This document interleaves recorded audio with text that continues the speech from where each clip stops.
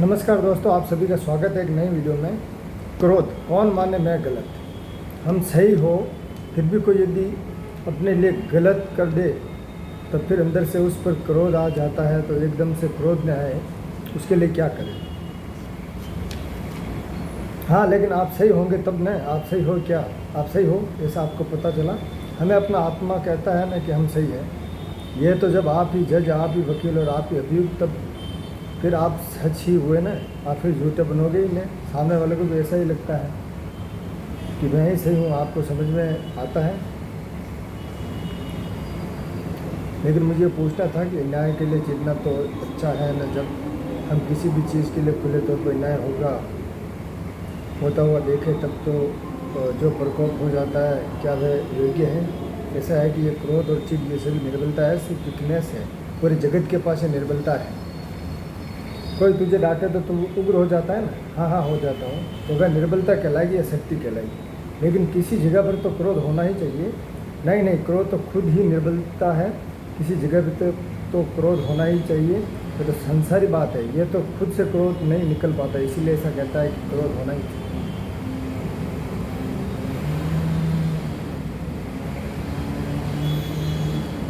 तो फिर कोई मेरा अपमान करे और मैं शांति से बैठा रहूं तो मैं निर्बलता नहीं कहलाएगी? नहीं, वो हो अपमान सहन करना है तो बहुत बड़ा बलवान कहलाता है। अभी हमें कोई गालियाँ दे तो हमें कुछ भी नहीं होगा, इसके लिए मन भी नहीं बिगड़ेगा। वही है बल और निर्बलता। तो ये सब किच किच करते ही रहते हैं ना, जीव मात लगते ही रहते हैं, सारी निर्बलता कहलाती है। अर्थात शांति से अपमान सहन करना बहुत बड़ा बल कहलाता है। और ऐसा अपमान एक ही बार पार कर जाए और एक स्टेप पार कर जाए ना, तो 100 स्टेप पार करने की शक्ति आ जाएगी।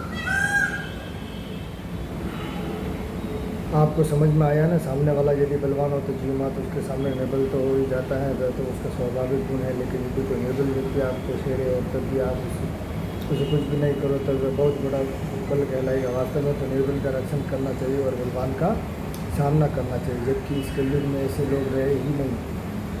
अभी तो निर्बल को ही मारते रहते हैं और बलवान से तो भागते हैं। बहुत कम लोग हैं जो निर्बल की रक्षा करते हैं और बलवान का सामना करते हुए ऐसे लोग हैं तो इसको छुट्टी नहीं कहा जाएगा। वरना पूरा जगत निर्बल हो तो ही मारता रहता है।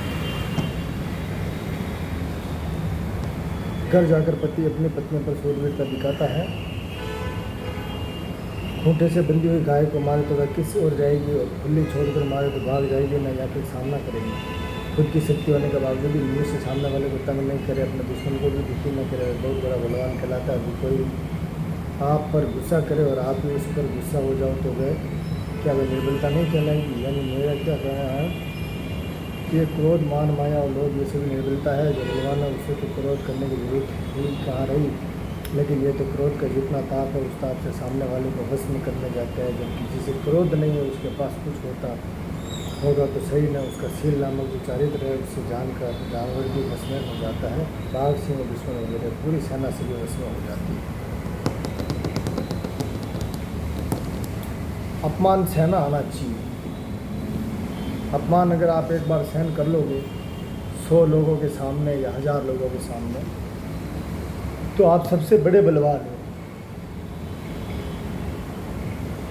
शारीरिक शक्ति जो होती है उससे कई गुना ज़्यादा शक्ति जो होती है मानसिक शक्ति। अगर आप दिमाग को ठंडा रख के आपका अपना अपमान, स्वयं का अपमान अगर सहन कर लेते हो, कोई आपका अपमान करे फिर भी, तो समझ लो कि आपकी नैया पार है। और अगर वहाँ पे आप क्रॉस ले करके जवाब देने लग गए कि मेरा अपमान क्यों कर रहा है, साबित करने लग गए, तो कोई महत्व वाली बात नहीं रहेगी।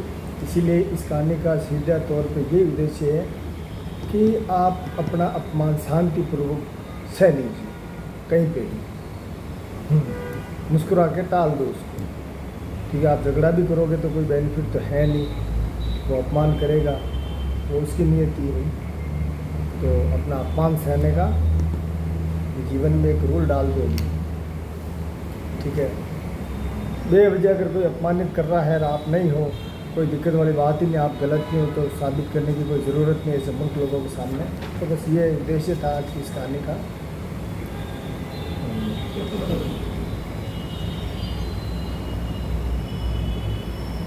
चलो दोस्तों, इस वीडियो को यहीं एंड करते हैं। आप सभी को इस वीडियो में एंड तक बने रहने के लिए दिल से धन्यवाद करता हूँ। मिलते किसी नई वीडियो में। Thank you so much, take care.